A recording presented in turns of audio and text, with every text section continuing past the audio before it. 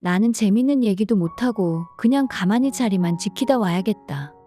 라며 참석하러 가는 길에서도 계속 이런 생각을 했습니다.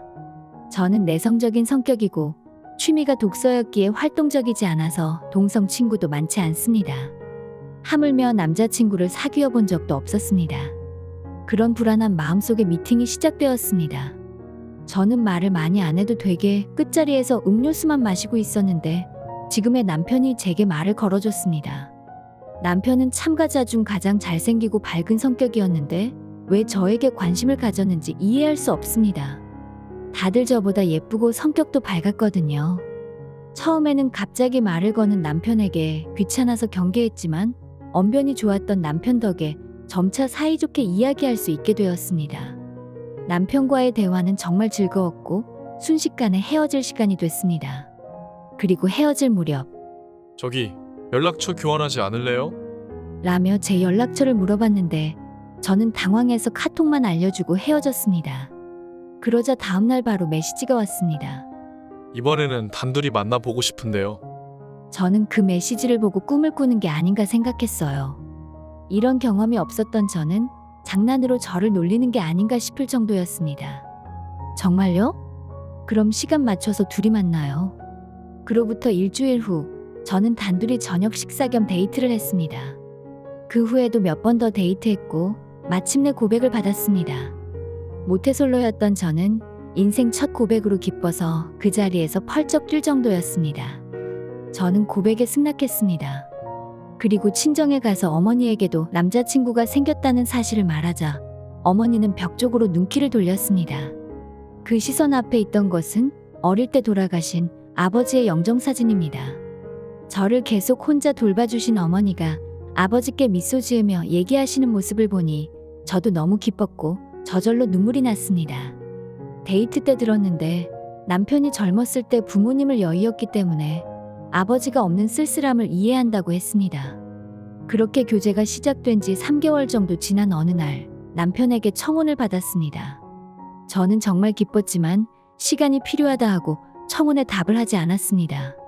만난 지 한 달이 지났을 무렵에 어머니에게 대장암이 발견되어 의사에게 얼마 살지 못한다고 말을 들어 어머니와 지낼 수 있는 시간이 얼마 남지 않았기 때문입니다. 저는 제 심정을 말했습니다. 어쩌면 가까운 시일 내에 어머니가 돌아가실지도 몰라서 지금은 어머니와 함께 지내고 싶은 마음이 커서 마음이 흔들려요. 그렇지만 결혼은 하고 싶어요. 나도 어머니를 도와드릴 수 있게 해줘.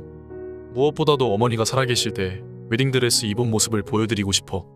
이렇게까지 날 생각해주는 사람과 결혼할 수 있어서 정말 행복해요. 정말 고마워요. 그렇게 저는 결혼해서 부부 생활을 시작했습니다. 저는 이제 행복한 결혼 생활이 시작되리라 생각했습니다.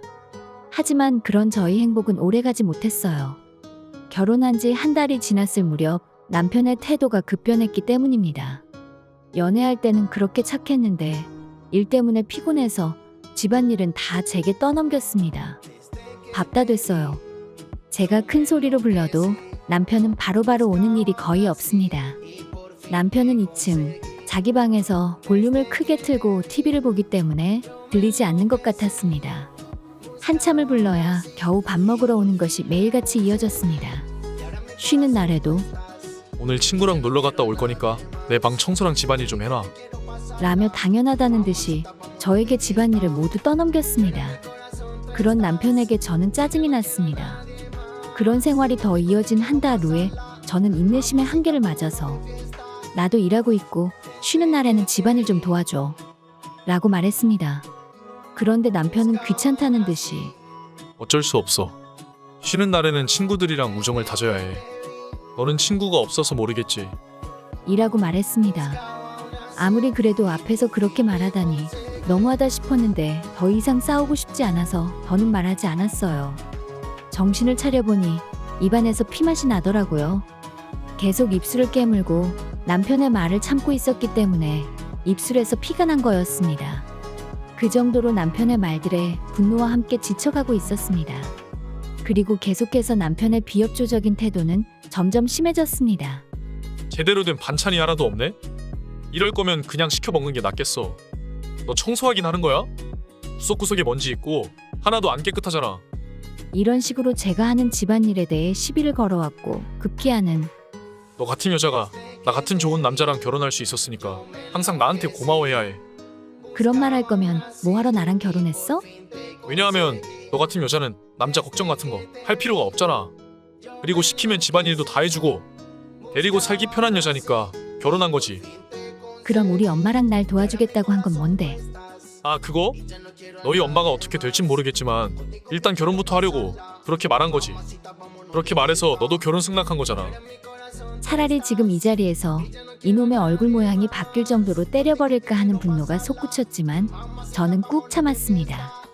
이혼할까 생각도 해봤는데 모처럼 결혼했는데 여기서 이혼하면 평생을 혼자 살지도 모른다는 생각에 남편에게 이혼을 꺼내지 못했어요. 그로부터 3개월이 지난 어느 날 갑자기 어머니가 입원한 병원 간호사로부터 전화가 왔습니다. 지금 어머니가 위험한 상태입니다. 빨리 오세요. 저는 어느 정도 각오는 하고 있었지만 생각보다 빨리 이런 상황을 맞자 머릿속이 하얘졌습니다. 1분 정도 간호사가 하는 말을 이해하지 못하다가 정신을 차리고 급히 병원으로 향했습니다. 제발 도착할 때까지만이라도 살아계시라고 빌면서 병원에 도착하니 어머니는 이미 숨을 거두셨습니다. 저는 대답이 돌아올 리 없다는 것을 머리로는 알지만 엄마가 돌아가셨다는 사실이 믿기지 않아 수십 번 엄마를 불렀습니다. 잠시 후 진정된 저는 남편에게도 연락했습니다. 지금 엄마가 돌아가셨는데 병원에 올 수 있어? 아니, 일이 바빠서 못 가. 남편은 장모님이 돌아가셨다는데 일이 바쁘다며 오지 않았습니다. 다음 날 어머니 장례를 위한 준비가 시작됐지만 여전히 남편은 집에서 뒹굴고만 있었습니다. 그날은 토요일이고 남편도 쉬는 날이었는데 말이죠. 저는 장례식장과 절차 협의를 하느라 여러모로 힘든데 집안일을 하나도 안 도와주는 남편에게 울적해져서 말했습니다. 방해되니까 평소처럼 밖에 나가서 놀아. 그럴까? 그래도 되면 그렇게 할게. 남편은 싱글벙글 웃으며 집을 나갔어요. 이 시기에 정말 놀러 가다니 정신이 나간 놈처럼 보였습니다. 그날 밤 집에 돌아온 남편에게 내일부터의 장례식에 대해 말하고자 말을 걸었습니다. 내일 장례식 말인데? 내일 장례식 못 가. 무슨 말 하는 거야? 농담이지? 장모님 장례식에 안 가는 사위가 어딨어? 내일부터 출장이라서 어쩔 수 없어. 일이라면 내가 회사에다가 경조사 휴가 달라고 전화해 줄게. 저는 남편의 핸드폰을 빼서 회사에 전화하려고 했는데 멋대로 하지 마. 그리고 장례식은 못 가지만 부의금은 낼 테니까 이거 받아.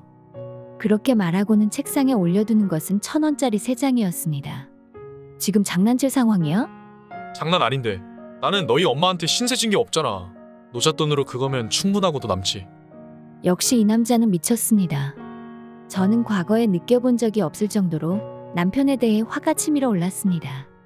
역시 장례식에는 남편은 나타나지 않았습니다. 장례 자체는 차질 없이 끝났고 무사히 어머니를 보내드릴 수 있었습니다. 그렇게 모든 장례식이 끝나고 장례식에 참석해준 친구와 점심을 먹으러 갔습니다. 오랜만에 친구와 점심을 먹을 수 있어서 기분 좋게 시간을 즐기고 있었습니다. 점심도 다 먹었고 슬슬 돌아갈까 했을 때 친구가 저에게 말했습니다. 너 결혼한 지 얼마 안 됐을 때 신랑이 길에서 어떤 젊은 여자와 손잡고 걷는 걸 봤었어. 뭐라고? 잘못 본 거 아니야? 아니야.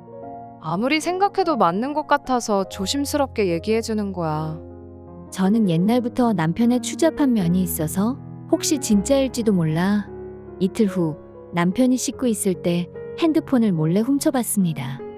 다행히 남편의 핸드폰 패턴은 외우고 있었습니다. 제가 보안 패턴을 외우고 있는지는 몰랐을 겁니다.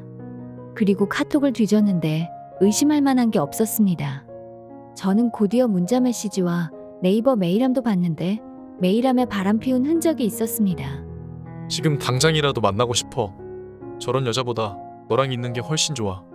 확실한 증거가 있었습니다. 그리고 사진첩에도 매주 둘이서 사이좋게 찍은 사진들이 있었습니다. 그리고 둘이 여행 간 기록이 있었는데 날짜를 확인해 보니 엄마 장례식 날이었습니다. 남편은 출장 간다며 얼굴조차 비치지 않았는데 사실은 저에게 거짓말하고 여행을 떠났던 것입니다. 그걸 보는 순간 핸드폰을 던져버리고 싶을 정도로 거꾸로 피가 솟구쳤습니다. 하지만 증거를 없애버릴 수는 없었기에 모든 증거를 제 핸드폰으로 복사했습니다. 그리고 남편에게 들키지 않도록 원래 자리에 갖다 놓은 후 증거들을 하나씩 확인해 봤습니다. 그 여자는 회사 동료인 것 같았고 이름도 알 수 있었습니다. 장례식까지 무시하며 이런 짓을 한 걸 용서할 수 없었습니다. 저는 다음 날 바로 변호사 사무실로 갔고 이혼 상담 후 변호사를 선임했습니다. 그리고 염라대왕 곁으로 남편을 보내주기로 했습니다. 그날 밤 남편이 그러고 보니 한 달 뒤에 사장님 결혼식이 있으니까 축의금 좀 챙겨줘. 사장님도 성대하게 할 거라고 배우자도 데려오라고 했으니까 그날은 시간 비워두고. 알겠지? 한 달 후 알았어. 남편에게 결혼식에 간다고 했지만 그럴 생각은 없었어요. 사장님에게 원한은 없지만 남편 때문이라도 절대 가지 않으려고 했습니다. 그리고 이참에 남편에게 복수해야겠다고 다짐했습니다. 우선 남편을 속이기 위해 당일 입을 의상에 대해 남편과 의논했습니다. 여보, 사장님 만나는데 잘 보여야겠지? 마땅히 입을 만한 게 없는데 같이 옷 사러 가지 않을래? 그렇게 말하고 저는 남편을 꼬셔서 옷을 사러 갔습니다. 남편도 사장님 결혼식이기 때문에 체면을 생각해 비싼 옷을 사줬습니다. 평소 같으면 절대로 안 사줄 텐데 말이죠. 고마워. 그날 이거 입고 결혼식 가는 거 기대되네. 다음으로 준비하라고 한 축의금이지만 이것에 대해서는 이미 준비했습니다. 축의금 봉투는 비치지 않는 조금 두꺼운 종이로 만든 화려한 것으로 했습니다만 안에는 3,000원밖에 넣지 않았습니다. 어차피 남편은 열어서 확인도 안 할 테고 그리고 딱풀로 못 열어보게 붙였습니다. 그렇게 한 달 후 결혼식 전날이 되었고 저는 계획을 실행했습니다. 미안한데 나 내일 이래서 결혼식에 못 가. 하루 전에 그런 말을 하면 어떡해. 그냥 하루 연차 쓰면 되잖아. 비싼 옷 입는 것도 기대된다며. 내가 봤을 땐 당신이랑 별다를 게 없는데? 나도 어쩔 수 없어. 당신도 일이 먼저듯이 나도 일이 먼저야. 우리 엄마 장례식 때 기억 안 나? 남편도 저한테 그런 말을 듣고 짜증난 표정이었지만 저는 아무 말도 안 했습니다. 그리고 결혼식 당일 아침에 남편에게 축의금 봉투를 건네주며 두둑히 넣었다고 말했습니다.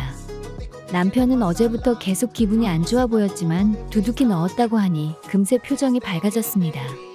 저는 남편의 표정을 보고 웃음을 참기 힘들었습니다. 두둑히라고 해봤자 3,000원이었으니까요. 밤이 돼서 남편이 돌아왔는데 저를 보자마자 갑자기 소리를 질렀습니다. 나 골탕 먹이는 거야? 너 때문에 아주 개망신 당했잖아. 골탕이라니? 대체 무슨 소리야? 집에 오는 길에 사장님이 축의금이 3,000원이던데 잘못 준 거 아니냐고 전화가 오잖아. 왜냐하면 우리 엄마 부의금으로 3,000원 냈잖아. 나도 사장님한테 신세 진 게 없으니까 그거면 충분하지. 당신보다 적게 넣은 것도 아닌데 왜 화를 낼까? 뭐라고? 사장님이 월급을 주니까 우리가 생활하는 거지. 이런 것조차 생각 안 하는 사람인지 진짜 몰랐네. 남편 내조도 못하는 건 필요 없어. 그냥 이혼해. 이혼? 바라던 바야. 장례식은 바빠서 못 온다면서 여행 갈 시간은 있었나 보지? 나도 너 같은 거 필요 없어. 그게 무슨 소리야. 그때 진짜 일이 바빴다고. 끝까지 거짓말이네? 내가 눈치채지 못한 줄 알았어? 그럼 이걸 보고 뭐라고 설명할래? 너는 여행 가서 일하나 보지? 그리고 회사 동료랑 이런 메일도 주고받아? 저는 남편의 핸드폰에서 복사한 증거들을 보여줬습니다. 메일에는 화나는 내용이 많았습니다. 집사람이랑은 아이를 가질 수 없어. 나중에 집사람 닮아서 못생기게 태어나면 불쌍하잖아. 쉬는 날에 친구들 만나러 간다고 하면 쟤는 진짜 그런 줄 알아. 저는 그런 메일을 남편에게 읽어주며 다그쳤습니다. 꽤 내가 만만했나 본데 이래도 계속 시침이 뗄 거야? 옛날에 나한테 데리고 살기 편한 여자라고 한 거 나는 잊지 않았어. 그런 말 들어도 이혼하기 싫어서 참았는데 이젠 바람까지 펴? 내가 이런 것까지 참을 바보인 줄 알아? 아무 말도 안 하겠다는 건 인정한다는 거지? 원하는 이혼은 내가 미리 준비해놨으니까 당신은 위자료 줄 생각이나 하고 있어. 알겠어. 얼마면 되는데? 당신한테 3,000만 원, 그 여자한테 1,000만 원 청구할 거야. 참고로 그 여자한테는 내용 증명도 보낼 거야. 남편은 생각보다 큰 돈에 놀라는 듯 했는데 결국 전부 다 지급하겠다고 했습니다. 다만 일시불은 힘드니 분할로 해달라고 해서 어쩔 수 없이 분할로 집을 받기로 했어요. 만약 한 번이라도 입금이 밀리면 그 시점에 남아있는 잔액을 어떤 수단을 써서라도 일시불로 지불해. 남편의 분할 제안에 저는 이렇게 조건을 추가했습니다. 그래, 꼭 줄 테니까 걱정하지 마. 그리고 그 여자한테 전화 좀 걸어봐. 다른 건 다 알겠는데 집 주소를 모르겠네. 주소 알려주기는 좀 그렇잖아. 지금 감싸주는 거야? 그 주둥아리 닿지 못해? 아 진짜 짜증나게 하네. 기다려봐. 남편에게 전화를 건네받은 저는 냉정하게 그리고 비정하게 그 여자와 통화했습니다. 여보세요? 땡땡씨 아내인데 저 아시겠죠? 남편 만나느라 고생이 많으십니다. 보내드릴 게 있는데 집 주소를 몰라서요. 정말 죄송합니다. 저도 만나면 안 되는지 아는데 멈출 수가 없었어요. 사과할 필요 없어요. 오죽하면 유부남을 만나시겠어요. 이제 필요 없으니 그쪽이 가지세요. 그것보다 집 주소 좀 불러주세요. 위자료 받으려면 내용 증명 보내야 하거든요. 다음 날 변호사에게 주소를 전달하고 나머지를 부탁했습니다. 그로부터 이틀 뒤 집에서 짐을 싸서 나가려는데 정말 미안했어. 지금까지 후회하고 있어. 한 번만 봐줘. 지금 와서 사과하는 게 무슨 의미가 있겠어? 그때 당한 치욕은 평생 치유할 수도 없고 평생 당신을 용서할 수 없으니까 남은 인생도 이 여자 저 여자 꼬시면서 계속 그렇게 살아. 친정으로 향하는 기차 안에서 분해서 눈물이 났지만 마지막으로 남편에게 하고 싶은 말을 하고 와서 후련했습니다. 마지막으로 따졌을 때 남편의 표정은 아직도 잊혀지지 않네요. 그로부터 한 달 후 친정에 돌아온 저는 마음의 안정도 찾고 평온하게 살고 있었습니다. 그런 평온한 어느 날 남편에게 전화가 왔습니다. 무슨 일이야? 저기 회사에 바람 피운 게 걸려서 그만뒀거든. 그래서 이번 달 위자료는 좀 미뤄야 할 것 같아. 그건 나랑 상관없는 얘기 아니야? 그만두던 계속 다니던 약속대로 어떻게든 입금해야지. 나도 그러고 싶은데 돈을 마련할 방법이 없어. 그 여자는 위자료 바로 입금했던데 너무 무능력한 거 아니야? 아니면 그 여자 보고 대신 좀 내달라고 해. 그 여자랑은 헤어졌어. 연락도 안 되고 이제 끝났어.